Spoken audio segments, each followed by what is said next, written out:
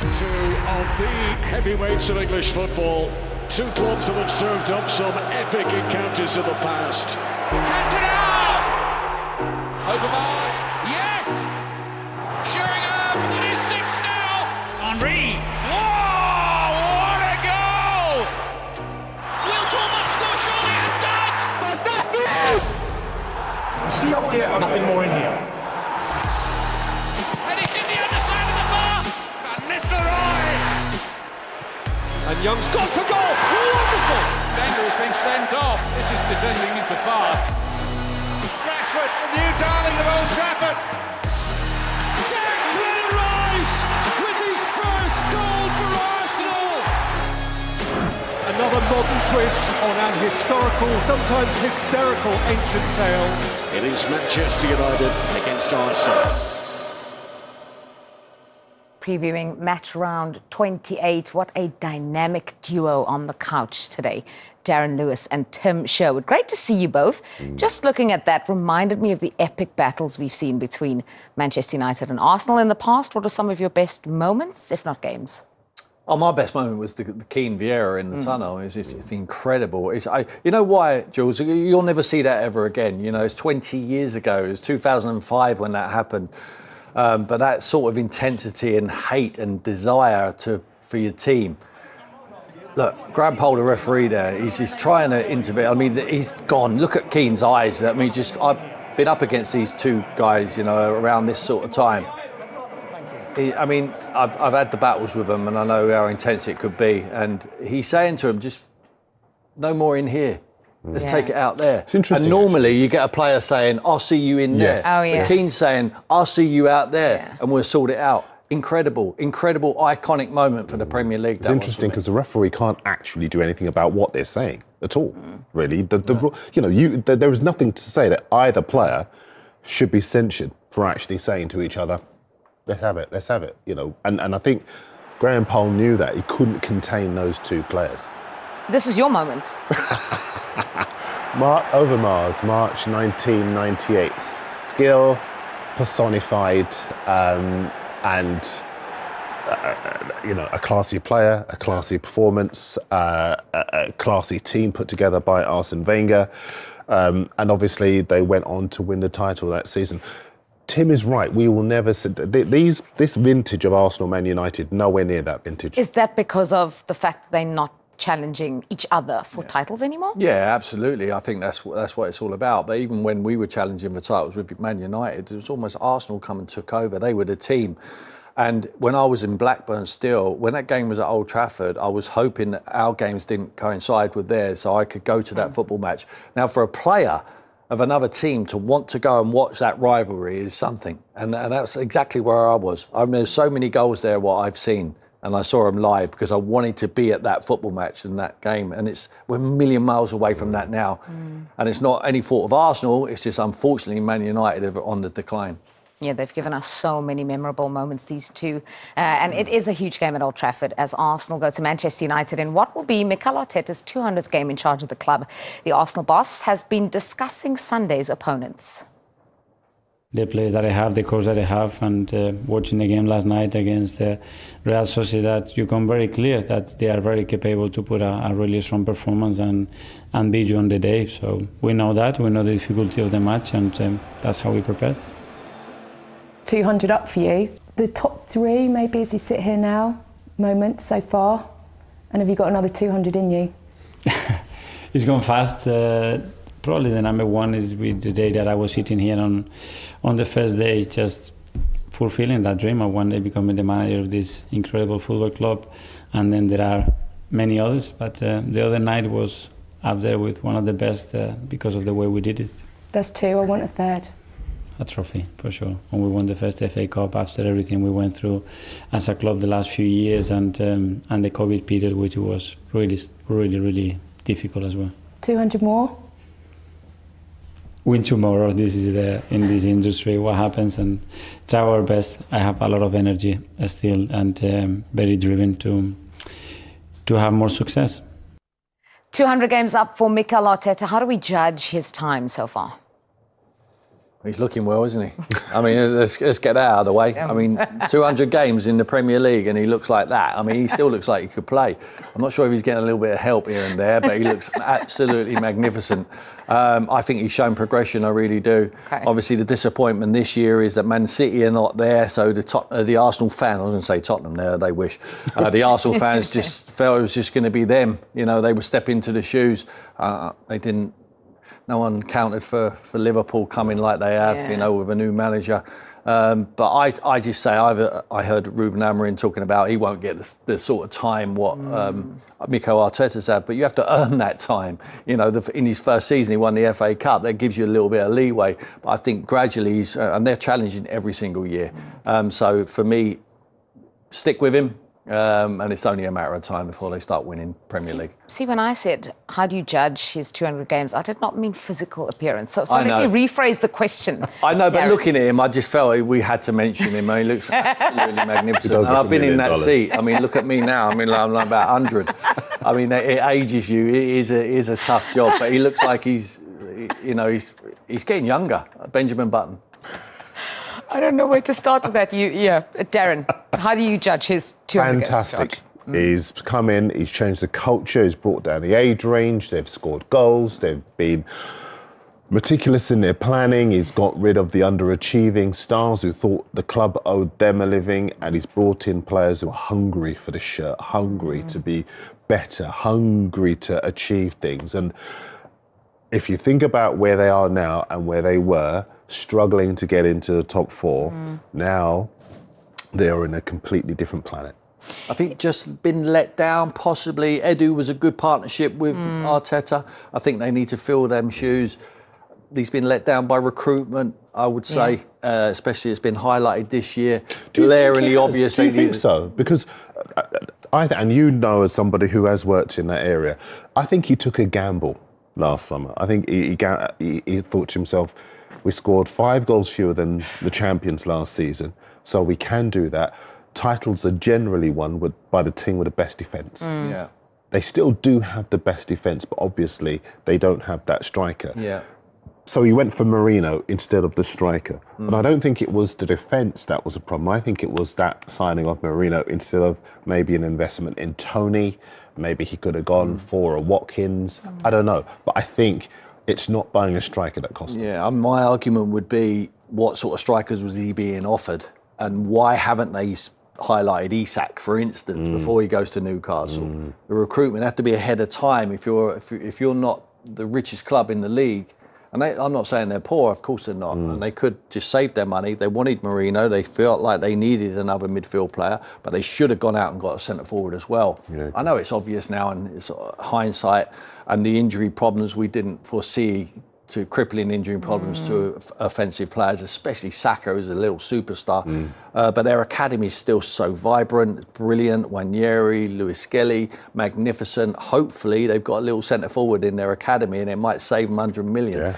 And you just never know. But I think in hindsight, when you look, and I know it's obvious, they need a centre forward, but they've needed one for 2 or 3 years now. And I think the recruitment might have pushed the boat out to go and get it for him, whoever it may be. But perhaps the ones they've been offered, Darren, are not at the level where he thinks they're going to improve them. So he's kept his powder dry. Yeah, and obviously, as you mentioned, that bad luck with just a number of offensive players being injured at the same time. Yeah. So now that is glaringly obvious, that missing that, clinical forward. They haven't scored in 2 Premier League games. Then in midweek, they scored 7 in the Champions League. You might talk about the quality of the defence, of the opposition, but what was it about the way Odegaard and Rice played that perhaps helped them score those goals, do you think? Well, you're a midfielder, so I probably should hand over to you. Well, I watched the game, and I thought Marino played very, very well. I was watching his movement. He occupied the 2 centre-backs, even if he wasn't coming to the ball. I think Mikel has obviously told him, you're a huge man, big in size, stretch him back way. So he opened up that space for him. And what PSV got wrong is they just retreated. There was no pressure on high up the field. So they recognised that straight away. So it was almost Declan Rice playing as 2 old-fashioned number 9s. So Declan played up with him, and Odegaard was making runs from deep as well. And obviously you got the likes of Wanyeri in there. I thought Thomas Partey helped him out because he was the one defensive midfield player, and the rest of them just bombed forward and had a field day there. It was a golfing quality between the Premier League and the Eredivisie, unfortunately. And it was glaringly obvious, and now they're in the quarterfinal of the Champions League because it's impossible to turn 7-1 deficit around. In terms of the title race, though, I mean, they could be 16 points behind by the time they kick off at Old Trafford. It's done for them. I know they will never say it. They can't, but... No, they can't. He can't. And I fought shy for a long time of saying it's done, but I think Liverpool have got a chance to play one of the worst teams in the Premier League tomorrow, with respect to them, obviously, but statistically they are one of the worst. And Arsenal are counting the cost of, as Tim says, not having a striker. Because you think about the games where they created chance after chance, and ironically they were not able to take them. This league is a level up in class from the Eredivisie. I'm amazed Peter Bosz is still in the job at PSV after that beating the other day. It's here against the teams in this division, against the organisation of the teams lower down the Premier League, who are still able to set up and frustrate and deny and keep you at arm's length. That's what the problem is. They are fortunate with Man United because they're unbeaten in 9 away trips to Old Trafford, and United are all over the place at the moment. So I could see them going there and winning, but I don't think they're going to catch Liverpool. In a period that's had trouble, that's had injury problems, their weaknesses exposed, Ethan Nwaneri's been outstanding. You've mentioned him twice already. I know if you Google his name, you'll find Tim Sherwood says he's the next In fact, if you mention him again, you get to keep him. I wish I could have him. I mean, he's just an incredible talent. At such a young age, 17 years of age. I don't know what I was doing then. I know I made my debut at 18, but... Well, why are you surprised? You gave Harry Kane, debut at 16? You were putting players at the academy at Spurs? But I did, yeah. I'm a firm believer, if they're good enough, throw him in straight away. Yeah. You know, I don't like all this rubbish where they're not ready yet. Yeah. Put him in. I mean, physically, they're ready, some of these boys. Lewis Skelly, especially. Have you seen the size of him? I mean, he's not getting bullied by anyone, by the way. He's got that personality to put his chest out as well and stand up for himself. But that boy is a superstar. And 100% they should be in the England squad, both of them players. Yeah. Really? Would you put them in that early? I would put them in. Shouldn't you wait? I would not hesitate. Wait for what? Wait for them to have a dip in form and then not put him in again. Is he our best, without Saka, is he our best right-sided player at the moment? You'd have to say, even with all the quality there is, he's playing better than Cole Palmer at the moment. I love Cole Palmer. I think he's a game changer, but he's certainly... would you put him there ahead of Jarrod Bowen? I probably would. I like Jarrod. I like Jarrod, but I think this boy is just special, and in international football as well. I mean, he's just got that. I like Jarrod because he's a very, very good, excellent Premier League player. I think this boy's got something a little bit special. I'm not going early on him. I'm just looking at what I've seen, the qualities, what he has, the way he manipulates and touches the ball, and the presence and the confidence of the personality of him. I think he's everything, and for me, he's a superstar in the making. They're calling him a generational talent.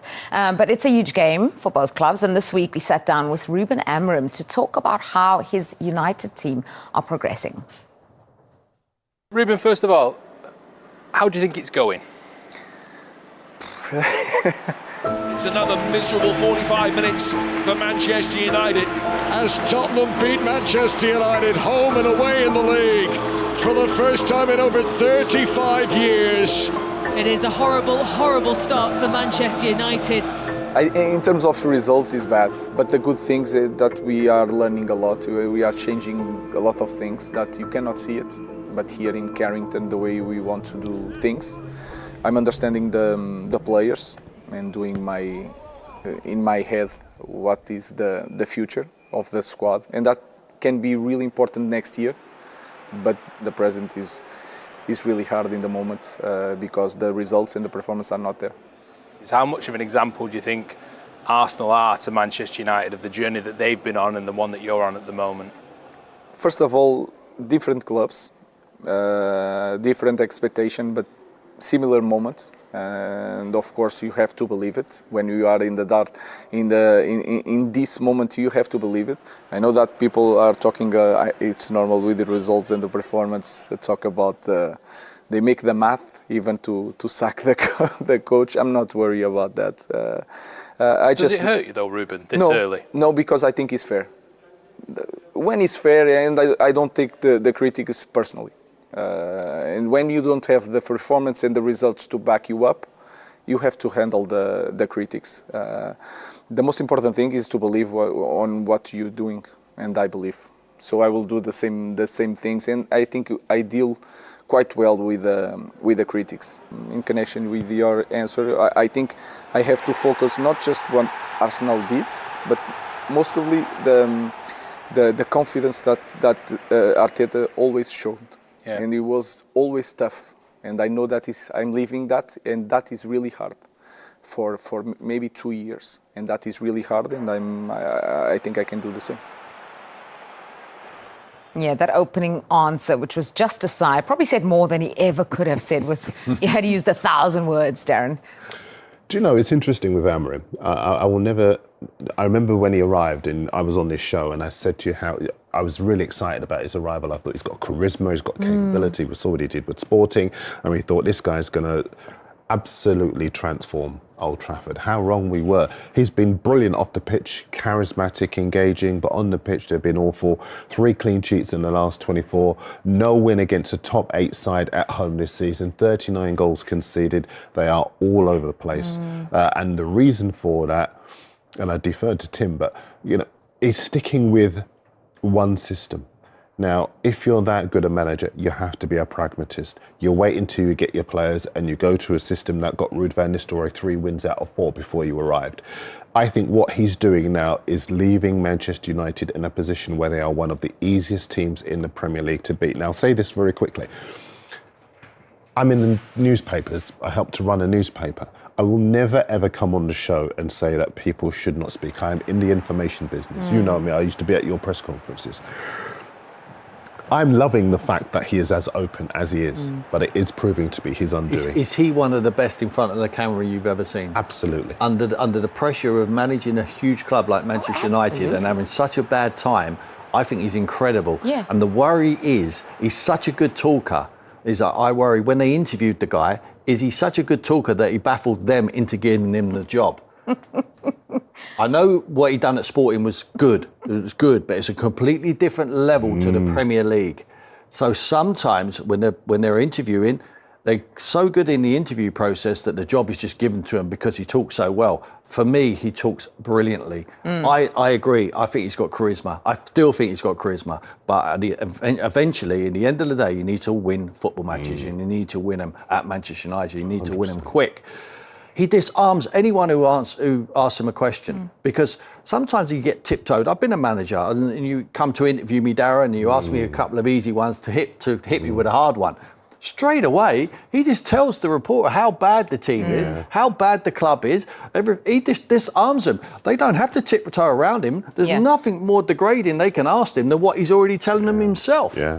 So he's very clever with it. But ultimately, forget the system and everything. He needs to win football matches. No matter how he's going to win them, there's this notion where he believes that the notion is that if he changes his system, it's against every principle. It's not. Let's look at Arne Slot at the moment. One of the best manager in the Premier League at the moment. It has to be. He changes from game to game. He changes. Now Ruben Amorim don't want to do it. It's his prerogative not to do it. But if you're not winning a football match, unfortunately, you're going to go and get another job very, very soon if you don't start winning. So what does that do for you? Do you have more respect for him because he's sticking to his system, he's sticking to his principles, or? I think he's wrong. Okay. I think he's wrong. It's up to him, though. Like I say, he's the man in the job. It's his head on the block. He's the one who's going to get relieved of his duties. But for me, I think you need to adapt. You need to adapt to what you have in the building and make them better. You mentioned Liverpool. Right? Liverpool looked at Amorim before they went for Slot. Imagine if he had done what he's doing in Manchester United with Liverpool, where he's trying to fit square pegs into round holes because it worked for him at his previous club. Slot has gone in and he's had the humility to say these are outstanding footballers who've done superbly well under the former manager. I am going to play to their strengths. I look at what Amorim has done with the Manchester United players and they look as though they're bereft of confidence. And the problem with Amorim now is that other teams will look at them and see that they are there for the taking because they can't score goals. They rely so heavily on Bruno Fernandes. Ahmad, who dug them out of holes against Southampton and a couple of teams, he's now out for the rest of the season. So you think to yourself, well, what is the positive from this side? There isn't one. I think he's getting an easy. I think he's getting it easy at the moment. I know he's getting some criticism, but I think he's getting it a little bit easy because he is a good talker. And there is where I've given him some leeway just to say, do you know what? The players, he's inherited these players and they can't play his way. I don't buy into that. You have to, even if you want to play free at the back, you have to find a way with the personnel you have in the squad to do better than what you're doing at the moment. There's absolutely no identity, because when does he start taking responsibility for the result? It's not like the government. The government moves in now and they blame the old regime. You can't keep blaming the old regime. Sooner or later, you have to start turning it around yourself. It's different. If you're in a pyramid system, what we have here in the UK, when you're in League Two and League One, players can only play one way. When you're a 50, 70, 100 million pound player, you can adapt to play different ways, but it's up to the skill of the manager to organise you and get some patterns going forward. I don't see any patterns. I really don't. In Portugal, you can learn on the job. You can do it as you're playing games. In the Premier League, you don't allow us to do that because the competitive nature of the league is so great. Darren, you used a term there, bereft of confidence. Is Rasmus Højlund the poster child for that at the moment? Yeah, absolutely. Yeah, you can see that there's a lot of effort there, but it's not going his way. He's missing chance after chance. Very often he's missing easy chances, and as Tim will tell you, you've got to put an arm around his shoulder and maybe keep playing players like that. But I think the price tag, £72 million, the lack of return for that investment, I've said many times, I think that he should have been at a Tottenham and Aston Villa, a mid-ranking side, before you get to a Manchester United. We started the show looking at some of the warriors that played for Manchester United and Arsenal back in the day.